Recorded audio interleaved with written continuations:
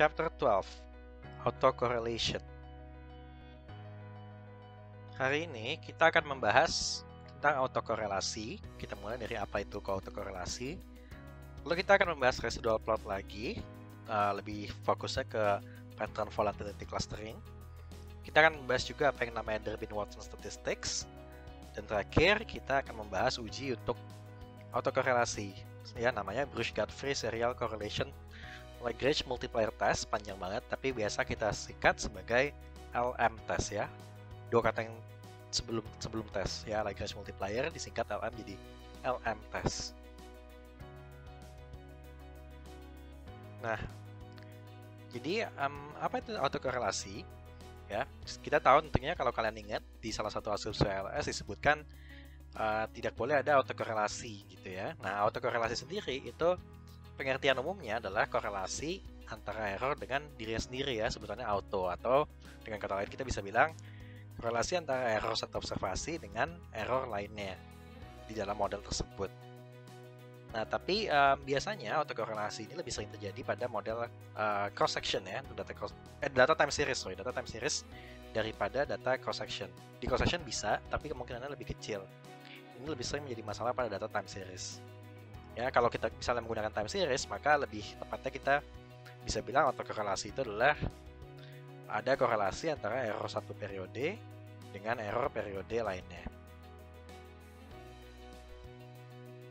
Kalau kalian ingat, minggu lalu saat kita membahas heteroskedastisitas, kita sempat membahas yang namanya residual plot ya, gambar dari residual atau estimasi error dari suatu model. Nah, jadi ini adalah gambar lagi residual plot. Nah, kalau misalnya heteroskedastisitas, kita tahu bahwa variasinya nggak konstan ya, ada yang variasinya kecil, ada bagian yang variasinya gede. Nah, di sini ini ada pola lain ya. Di sini pola ini disebut sebagai volatility clustering. Apa itu volatility clustering? Volatility clustering itu adalah jadi bisa dibilang error yang positif suka berkumpul dengan yang positif, error yang negatif berkumpul dengan yang negatif ya. Kita bisa lihat di bagian yang sebelah kiri ya, di awal-awal errornya di atas 0 semua atau positif semua, tapi di tengah-tengah negatif semua, lalu setelah itu jadi positif semua lagi. Jadi positif berkumpul dengan positif, negatif berkumpul dengan negatif. Itu yang disebut sebagai volatility clustering. Nah, kalau misalnya ada volatility clustering, maka ini ada kemungkinan adanya autokorelasi positif. Maksudnya bagaimana? Berarti maksudnya ada kemungkinan bahwa antar error satu periode dengan periode lainnya itu ada korelasi positif. Jadi biasanya kalau errornya positif, error berikutnya positif juga, misalnya seperti itu. Contoh residual plot lainnya di sini, kali ini polanya itu justru selalu bergantian ya. Kita bisa lihat setelah positif, bawahnya negatif, terus positif lagi, terus negatif lagi, ganti-gantian terus. Nah, kalau misalnya residualnya itu bergantian terus seperti ini, itu ada kemungkinan adanya autokorelasi yang negatif. Ya, kenapa? Karena itu artinya korelasi antara error satu periode dengan error dua periodenya itu negatif. Jadi misalnya kalau periode sekarang itu positif, periode berikutnya justru negatif. Terus karena negatif sekarang, periode berikutnya lagi jadi positif ya, bergantian. Itu berarti ada autokorelasi negatif. Nah, untuk yang gambar yang ketiga ini adalah contoh yang benar. Jadi kita mau grafik residual itu seperti ini, random gitu ya, kadang positif, kadang negatif, kadang bagaimana. Pokoknya tidak ada polanya ya. Kalau tidak ada polanya, baru kita bisa bilang ini sepertinya di model ini tidak ada autokorelasi. Oke, sekarang saatnya kita membahas contoh soal. Tapi biasa kita membahas menggunakan data gaji ya, data gaji berhubungan dengan umur, gender, dan lain-lain. Tapi karena topik kita ini adalah autokorelasi, maka kurang cocok kalau kita menggunakan data cross section yang data gaji tadi. Jadi kita menggunakan data baru. Data ini adalah data variabel makroekonomi Indonesia dari tahun 1982 sampai dengan 2016 ya. Jadi kita menggunakan data ini karena data ini adalah time series. Ini contoh output dari data yang tadi kita sebut barusan ya. Kali ini kita meregresikan learn real GDP per kapita terhadap learn trade dan after 2000. Jadi real GDP per kapita tentunya diukur dalam dolar. Trade ini adalah total export plus total import ya sebagai persen dari GDP. Dan after 2000 ini adalah variabel dummy. Kalau misalnya nilai 1 berarti ini adalah tahun 2000 ke atas gitu, 2000 sampai 2016. Kalau nilainya 0 berarti tahun-tahun lainnya, berarti dari 1982 sampai 1999. Ya, jadi ini modelnya ya. Pertanyaannya adalah apakah ada autokorelasi pada model ini? Ya, gunakan level signifikansi 5%. Jadi ini adalah residual plot asli ya, residual plot yang kita dapatkan dari model GDP per kapita barusan. Nah, sama seperti minggu lalu ya, warna merah itu adalah data aslinya, hijau itu adalah estimasinya, dan yang kita mau fokus adalah warna biru. Biru ini adalah residualnya. Sekarang kita lihat residualnya apakah kira-kira ada autokorelasi atau enggak. Mungkin rada susah, mungkin terlihat, kalau kalian mau bilang terlihat random bisa juga ya, tapi kalau kalian benar-benar fokus, kalian bisa lihat ada sedikit volatility clustering ya. Kita bisa lihat dari sekitar 1985 sampai 199 berapa nih, 3 gitu kali ya, itu negatif semua errornya. Lalu dari 1993 ke 2000 itu positif semua. Lalu dari 2000 ya sampai hampir 2010 itu juga negatif kebanyakan gitu. Jadi sepertinya ada volatility clustering di residual ini, yang artinya sepertinya ada autokorelasi positif. Tapi ini belum uji formal ya, ini baru pengamatan awalnya dulu. Nah, sebelum kita ke uji formal ya, kita bisa lihat dulu dari Durbin-Watson statistiknya, atau disebut juga DW statistik ya. Jadi ini cara gampang ya untuk melihat autokorelasi ya.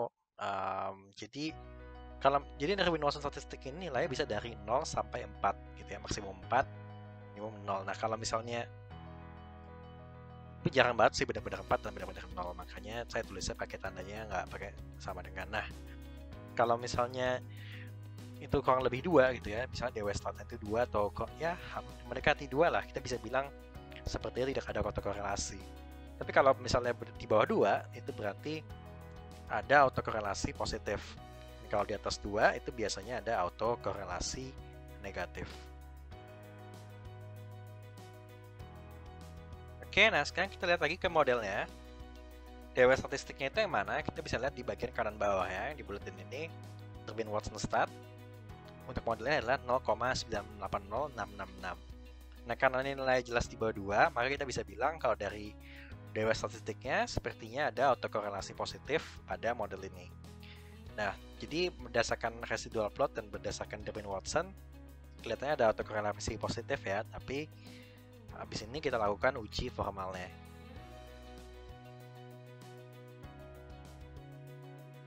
Sekarang kita lakukan LM testnya ya.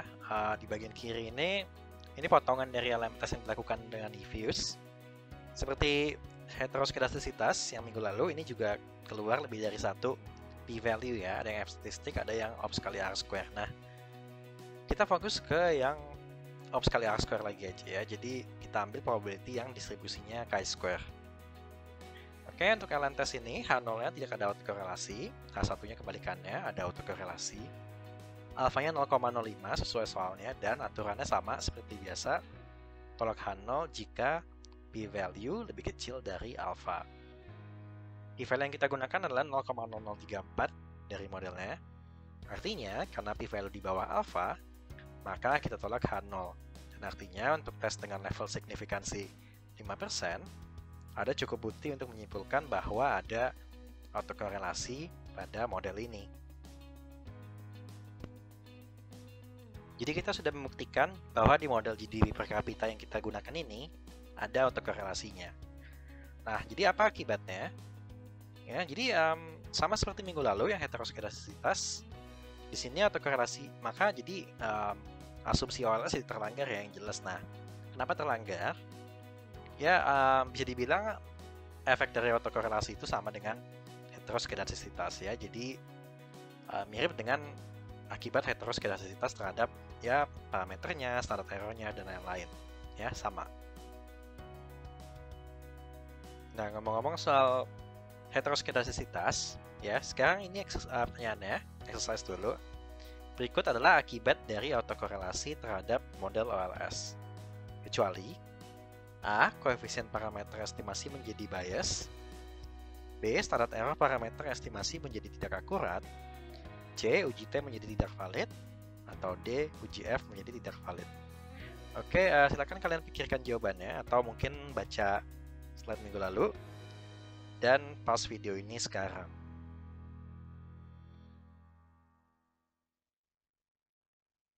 Oke, buat yang masih ingat atau yang baca slide minggu lalu, jawabannya adalah A ya, koefisien parameter estimasi menjadi bias ya. Kenapa? Karena autokorelasi tidak menyebabkan koefisien parameter menjadi bias ataupun menjadi tidak konsisten ya. Autokorelasi sama seperti heteroskedastisitas, efeknya adalah ke standar errornya, bukan ke koefisiennya. Jadi jawabannya adalah A. Nah, bagaimana jika ada autokorelasi gitu ya? Nah, sama seperti minggu lalu juga, kita tinggal mengganti standar errornya menjadi yang benar, yang sesuai ya. Jadi kita ganti standar error yang biasa ordinary menjadi standar error yang sebutannya di sini adalah HAC New West Standard Error. Kalian bisa lihat di modelnya di bawahnya tulisan include observation bagian atas itu ada tulisannya HAC Standard Error ya. Itu berarti standar error yang digunakan sudah berubah. Dan di sini kita bisa lihat kalau kalian membandingin model ini dengan model yang awal, standar errornya akan berubah semua. Yang saya di bulletin ini akan berubah semua. Tapi koefisiennya nggak berubah seperti itu. Jadi dengan standar error yang baru ini, maka walaupun ada autokorelasi, uji T tetap valid untuk digunakan. Oke, saatnya kita review. Ya, hari ini kita belajar tentang autokorelasi ya. Autokorelasi sendiri itu apa? Kita sempat belajar juga tentang yang namanya volatility clustering, dan belajar juga tentang DW statistik, lalu LM test ya, yang uji formalnya, dan terakhir kita belajar tentang HAC New West Standard Error ya, standar error baru yang bisa digunakan saat ada autokorelasi. Oke, sekian untuk chapter 12. Jangan lupa kerjakan kuisnya. Terima kasih.